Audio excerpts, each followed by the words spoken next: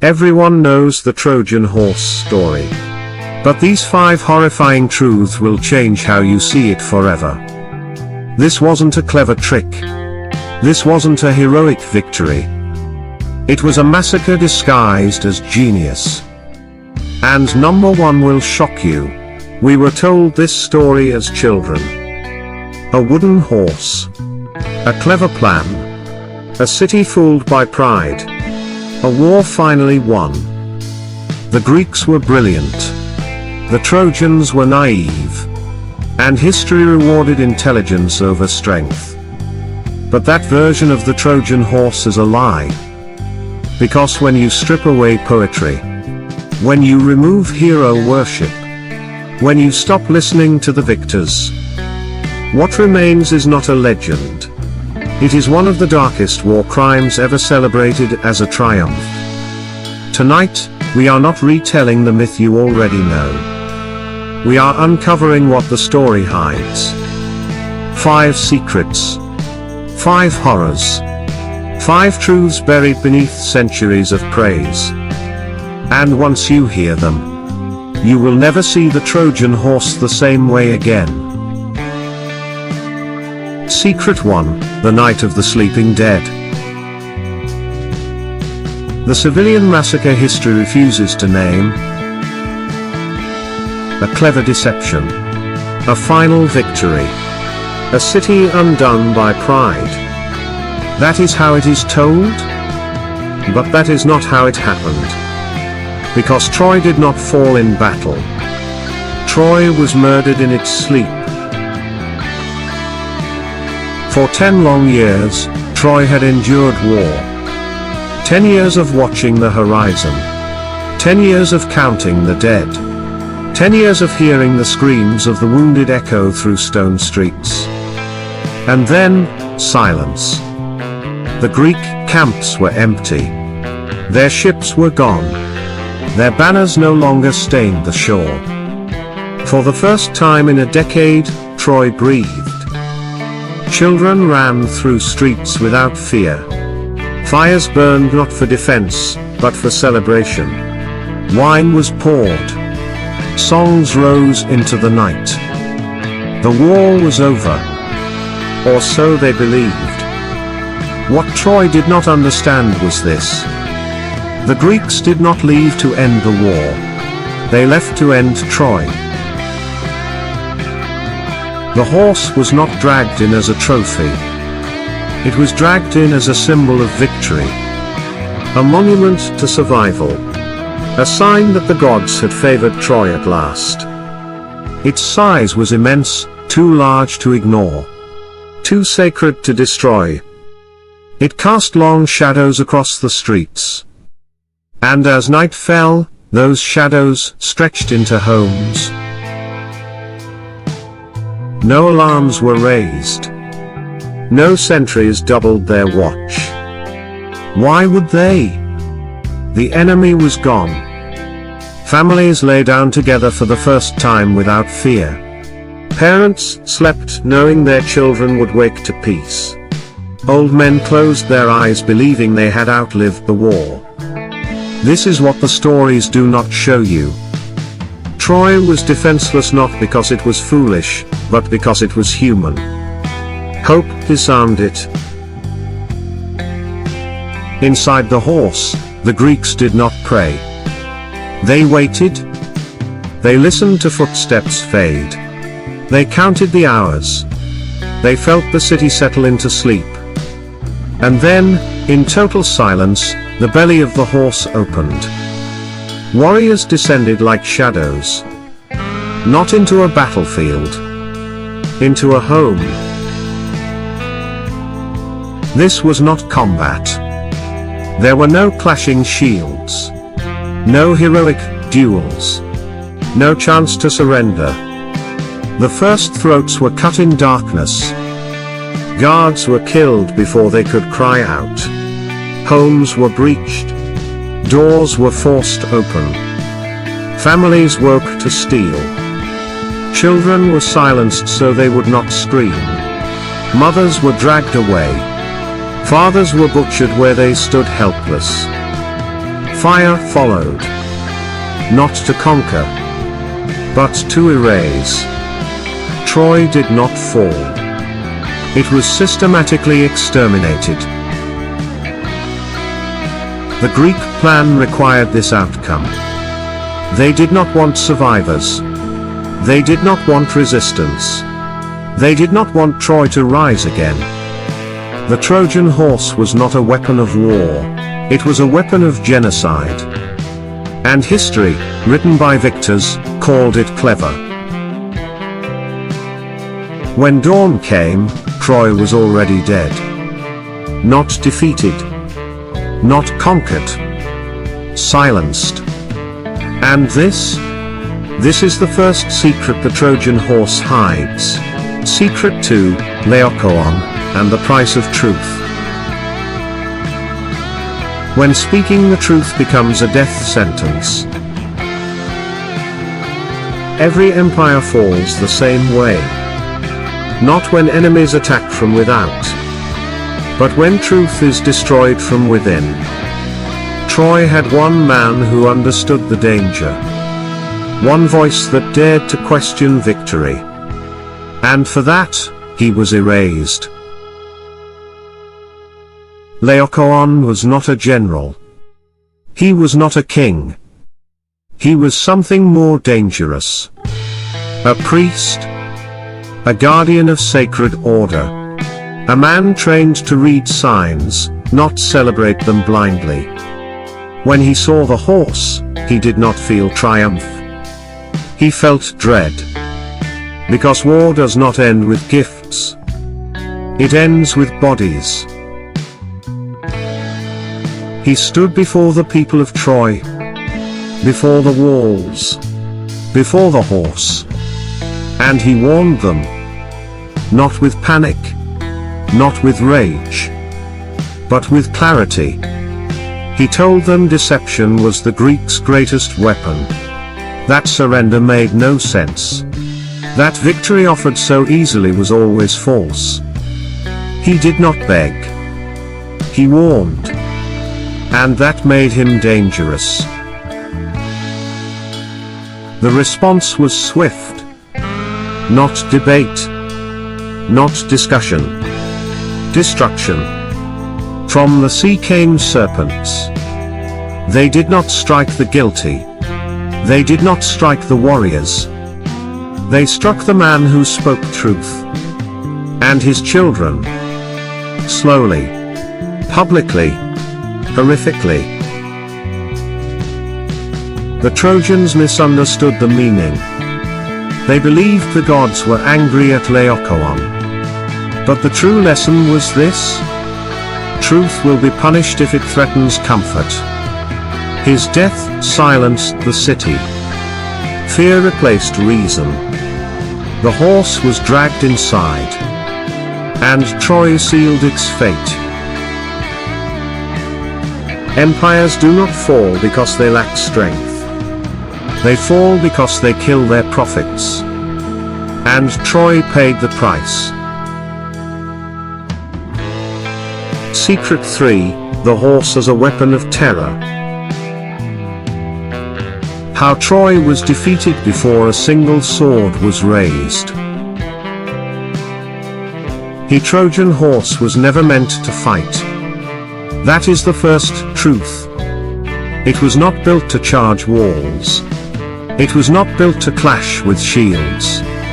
It was not built to win a battle. It was built to enter the mind. Because the Greeks understood something far more powerful than steel. A city does not fall when its walls are broken. A city falls when certainty collapses. And the horse was designed to do exactly that. For 10 years, Troy had lived inside noise. The clash of bronze. The cries of the wounded. The constant watchfulness that never allowed sleep to sink deep. Then suddenly, nothing. No horns.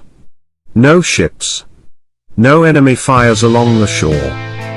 The silence was unnatural. And silence after prolonged violence is not peace. It is disorientation. The human mind does not relax instantly. It searches for threat. It waits for impact. That was the moment that the Greeks chose to strike. Not with force, but with doubt. The horse was enormous. This mattered. Its scale was not symbolic, it was psychological. It could not be ignored. It dominated the skyline. It changed the shape of the city itself.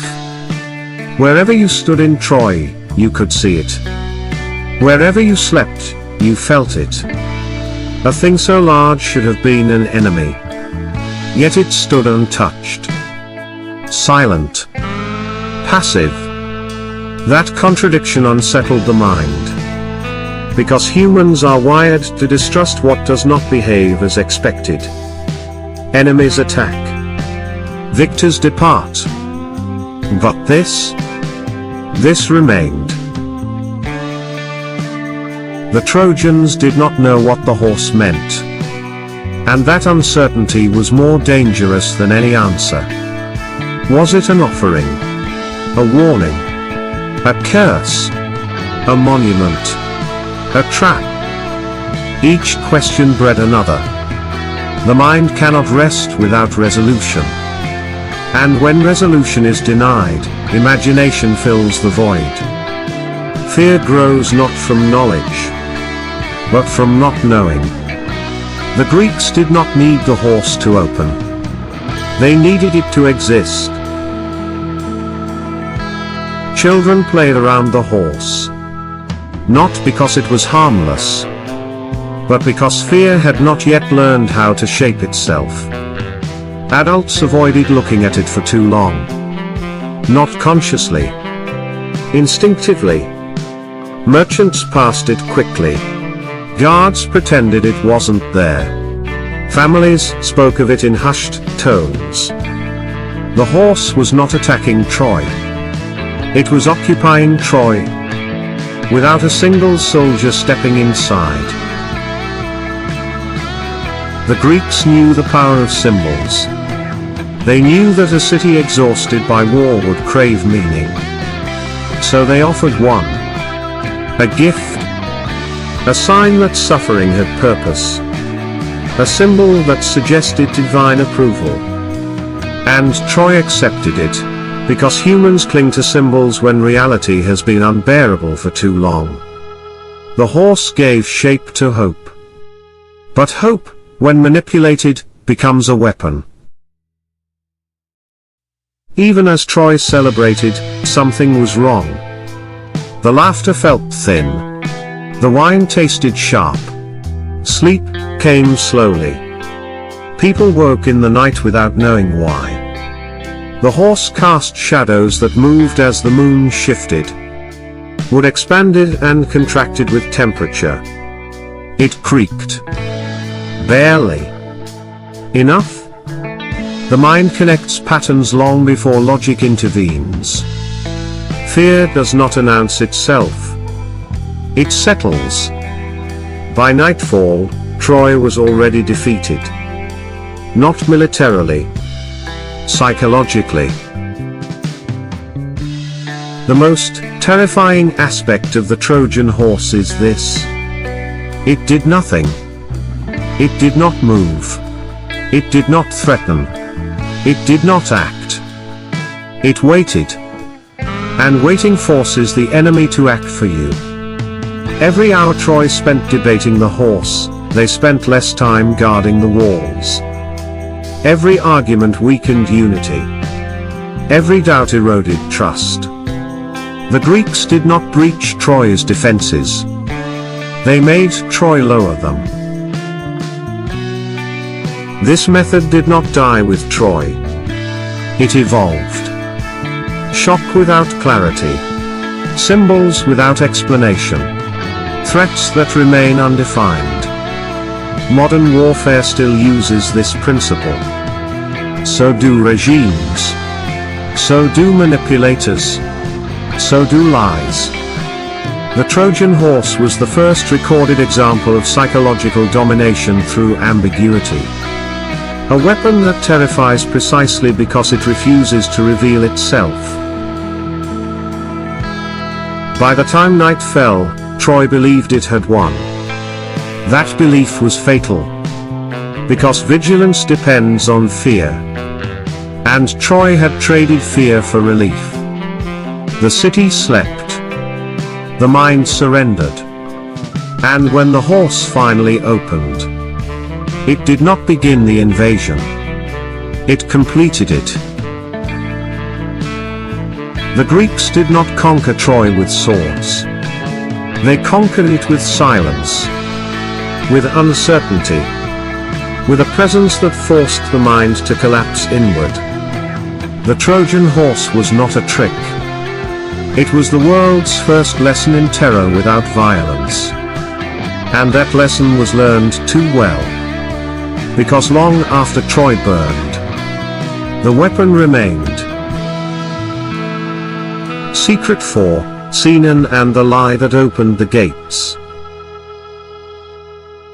How compassion became Troy's greatest vulnerability.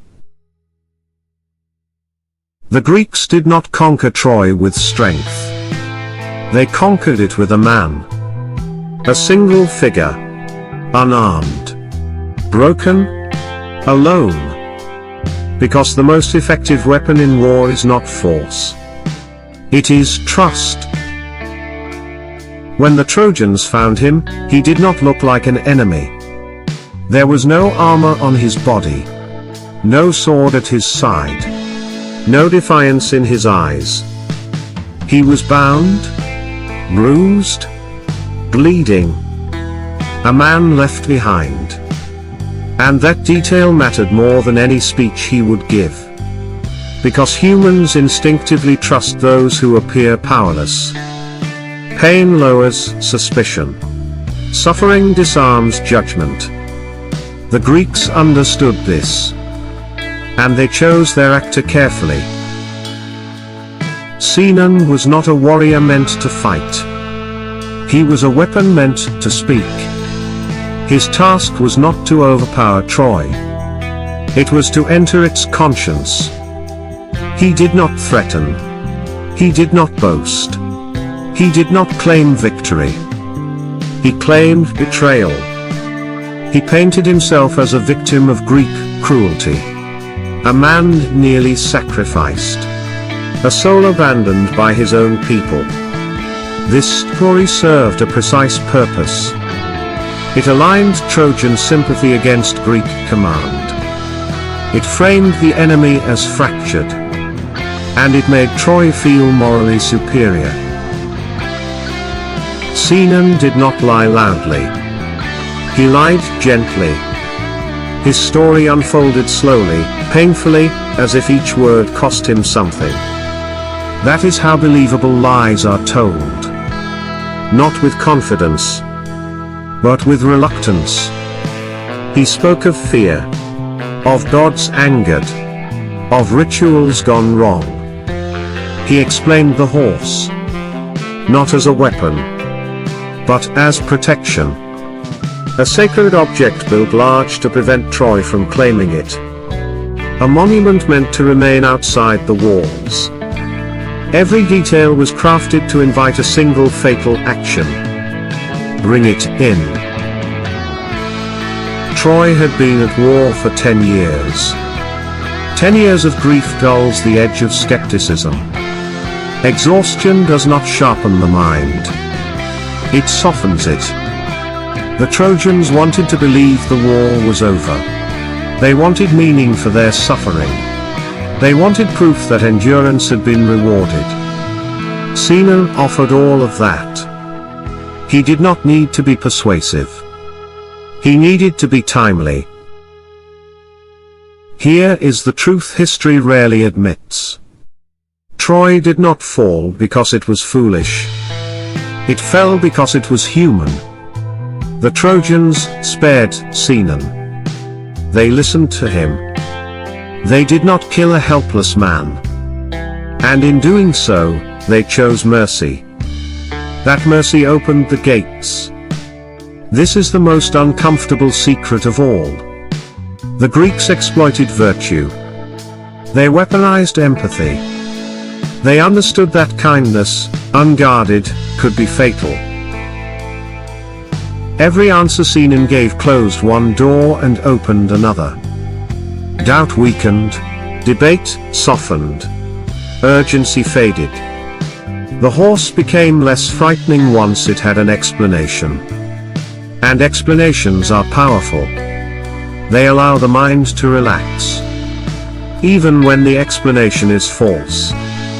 Especially when it is false. The brilliance of Sinan's deception lay in this. He did not claim certainty. He claimed fear. He did not assert truth. He expressed belief. That distinction matters.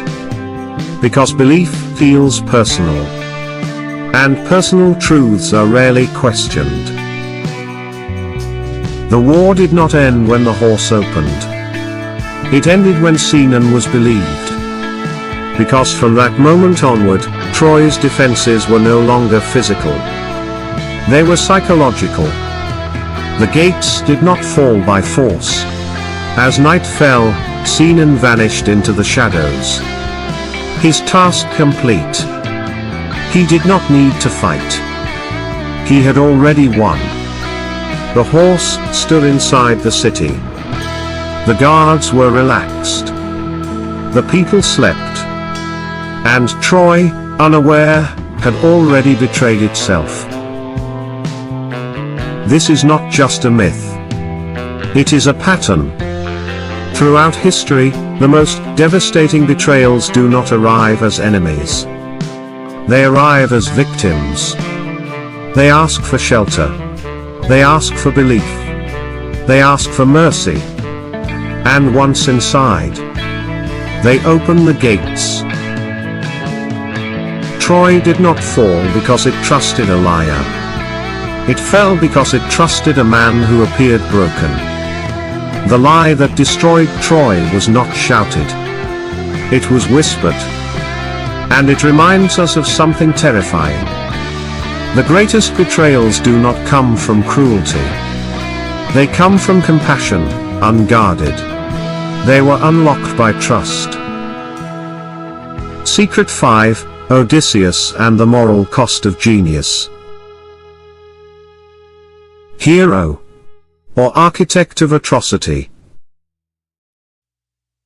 History remembers him as brilliant. As cunning. As clever beyond all others. The man who outwitted giants. The man who survived gods. The mind that ended a 10-year war. But brilliance, when left unquestioned, becomes dangerous. Because intelligence does not choose morality. It only serves intent. And tonight, we ask the question history avoids. Was the mastermind of the Trojan Horse a hero? Or was he something far darker? For centuries, we have celebrated cleverness. We praise the mind that finds a way around strength. We admire the strategist who wins without fighting. The Trojan horse is taught as the ultimate triumph of intelligence over force. A bloodless victory. A perfect plan. But this version exists only because we choose not to look inside the city after the gates were opened. Because intelligence does not erase consequence. It multiplies it. The Trojan horse did not merely deceive soldiers. It required civilians to sleep. It required families to lower their guard. It required children to trust that the war was over. The plan could not succeed if Troy remained vigilant. And vigilance would have remained. If fear had not been replaced with relief. This is the unspoken truth. The plan depended on innocence. On exhaustion. On hope. It required the very qualities that make a civilization human. And then it destroyed them. Some will argue that war excuses everything. That victory is the only measure. That the enemy's suffering is irrelevant. But intent matters. And outcome matters more. The Trojan Horse was not an act of desperation. It was not a last resort. It was a calculated choice. A decision to end the war not by defeating the enemy's army, but by erasing their society. That distinction changes everything. Before Troy, war followed rules. Brutal rules, but rules nonetheless. Combatants faced combatants. Battles occurred in daylight. Cities fell after sieges, not sleep. The Trojan Horse shattered this boundary. After Troy, the battlefield was no longer a field. It was a home. A bedroom. A cradle. This was not merely a tactic. It was a transformation. War no longer required courage. Only creativity. And once that door was opened, it could never be closed. The mastermind of the horse did not fight inside Troy.